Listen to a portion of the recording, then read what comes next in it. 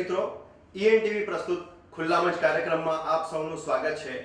ગાંધીનગર મહાનગર ભાજપના મહામંત્રી શ્રી કનુભાઈ દેસાઈ આજે આપણી વચ્ચે ઉપસ્થિત છે। એમની સાથે આપણે ખુલ્લા મને ખુલ્લી ચર્ચા કરીશું। કનુભાઈ દેસાઈ, ઈએનટીવી સ્ટુડિયોમાં આપનું સ્વાગત છે। ખૂબ ખૂબ આભાર જૈનુલભાઈ, દર્શકો તથા ઈએનટીવીનો હું આભાર માનું છું। કનુભાઈ, રાજકીય અને સામાજિક જીવનનું સંતુલન આપ કઈ રીતે જાળવો છો? હું જન્મ્યો ત્યારથી જ મારા સમાજ સાથે જોડાયેલો છું। ભારતીય જનતા પાર્ટી પણ હું જ્યારથી જોઈન થયો ત્યારથી મારો પરિવાર જ છે અને સમાજ તથા પાર્ટી એ મારા સાથે એકમેક થઈને વણાઈ ગયેલું છે। એટલે સામાજિક જીવન કે ભારતીય જનતા પાર્ટીમાં કાર્યકર તરીકેનું જીવન હું સારી રીતે નિભાવી શકું છું। અડવાણીજીને શું લીડ મળશે અને તેઓ જીતશે, શું માનો છો આપ? ચોક્કસ જીતશે અને મારો તો દ્રઢપણે મળશે। આજ સુધીમાં ગાંધીનગરમાં લોકસભામાં જેટલી લીડ નહીં મળી હોય એટલી આ વખતે અડવાણીજી લીડથી ગાંધીનગર લોકસભા જીતશે।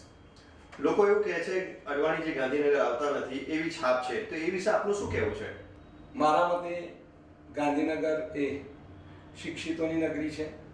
અહીંયા દરેક મતદાર એ શિક્ષિત તથા સમજદાર છે। જો અડવાણીજીને 5 લોકસભા આ જનતાએ જીતાડીને મોકલ્યા હોય અને આ મુદ્દો ના ઉઠ્યો હોય તો આ 6ઠ્ઠી લોકસભા એ કોઈ દિવસ આવતા નથી કે રહેતા નથી, એ મુદ્દો આ નડતો જ નથી।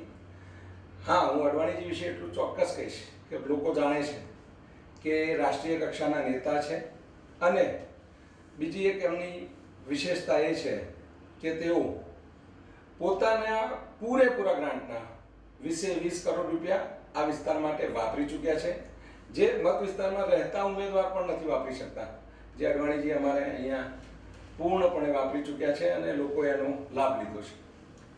તમારા મતે ગુજરાતમાં ભાજપને કેટલી સીટો મળશે? જૈનુલભાઈ, તમને થોડું અતિરેક લાગશે, પરંતુ આમ હોય તો અત્યારે 28 સીટો કહી છે।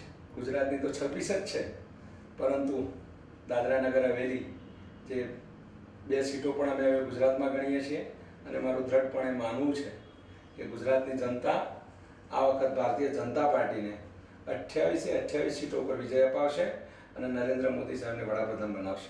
સમય છે નાનકડા વિરામનો, વિરામ બાદ ફરી મળીશું।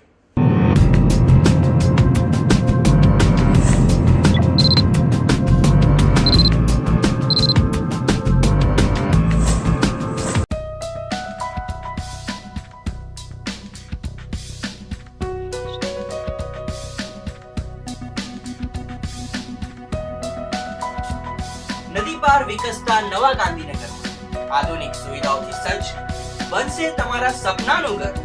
દેવી રેસિડેન્સી 2 BHK અને 3 BHK, જેમાં 24 કલાક પાણીની સુવિધા, ચિલ્ડ્રન પાર્ક, કોમન પ્લોટ તથા ટેનામેન્ટની અદ્યતન સુવિધાઓ ગિફ્ટ સિટીથી તદ્દન નજીક નવા વિકસતા ગાંધીનગરમાં ફ્લેટના ભાવે ટેનામેન્ટના માલિક બનો।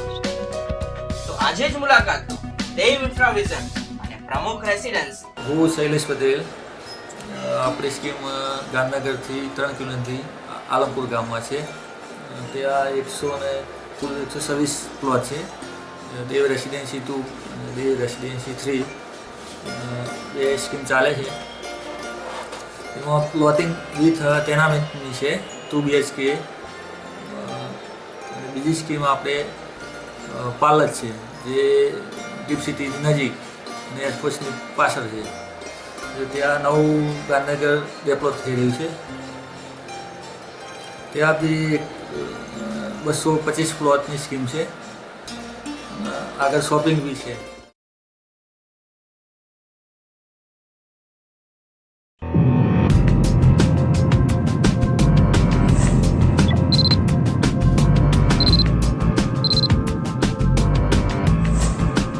વિરામ બાદ આપ સૌનું સ્વાગત છે। હવે જોઈશું કનુભાઈ દેસાઈ વિશે તેઓના શુભેચ્છકો અને મિત્રોના મંતવ્યો।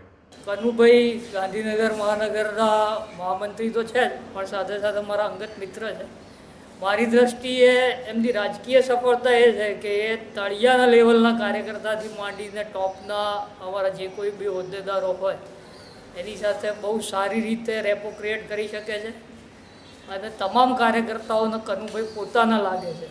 મારું નામ મહિપતભાઈ મિસ્ત્રી છે. હું 26 વર્ષથી ભારતીય જનતા પાર્ટીમાં કાર્ય કરી રહ્યો છું. છેલ્લા 15 વર્ષથી કનુભાઈ દેસાઈ જે અત્યારે મહામંત્રી પદ શોભાવી રહ્યા છે એમને હું સારી રીતે એમની કામગીરીથી એટલું પ્રશંસનીય કાર્ય કરે છે કે મેં 26 વર્ષના ઇતિહાસમાં મહામંત્રી તરીકે એક બક્ષીપંચનો દેસાઈ સમાજનો રબારી સમાજનો એક જે કાર્યકર્તા છે એમની દીર્ઘદ્રષ્ટિ અને નાનામાં નાના માણસથી મોટામાં મોટા જે વ્યક્તિઓ છે એમની સાથેના સંપર્ક, સરળ સ્વભાવ, વિનમ્ર, એટલે આ બધી એમની જે યશસ્વી કામગીરી છે અને નાનામાં નાના માણસને પણ એ સારી રીતે સાંભળે છે અને સંગઠનનું બહુ સારી રીતે ગંભીરતાથી કાર્ય કરે છે. કનુભાઈનું જે ભારતીય જનતા પાર્ટી કનુભાઈના લીધે ગાંધીનગર મહાનગર માલધારી સમાજ આખે આખો જે કોંગ્રેસ તરફી હતો, કનુભાઈ જ્યારથી ભાજપમાં સક્રિય થયા ત્યારનો આ સમાજ આખો ભારતીય જનતા પાર્ટી તરફ ફરે છે. કનુભાઈને હું છેલ્લા 15 વર્ષથી ઓળખું છું. તેઓ ગાંધીનગર મહાનગરના મહામંત્રી છે.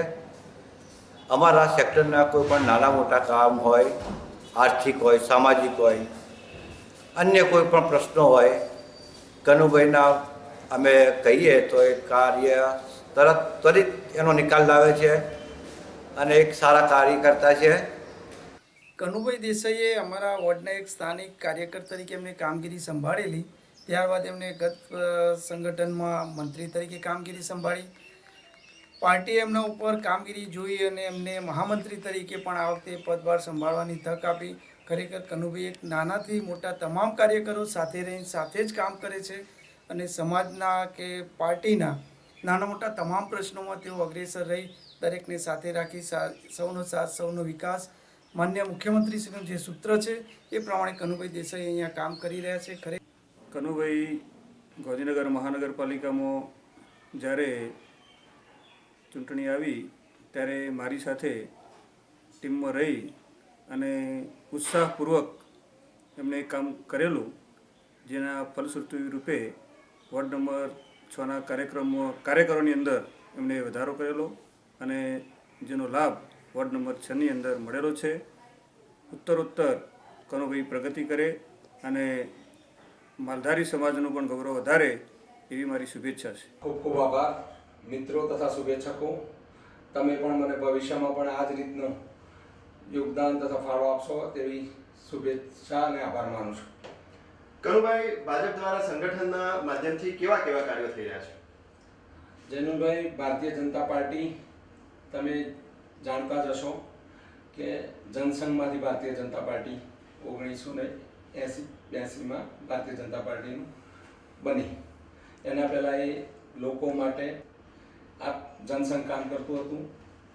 અમે અત્યારે હાલ બ્લડ ડોનેશન કેમ્પ, ક્યાંય લોકોને ક્યાંય મોટી હોનારત થઈ હોય તો આજ પણ અમારા કાર્યકરો ત્યાં જાય છે.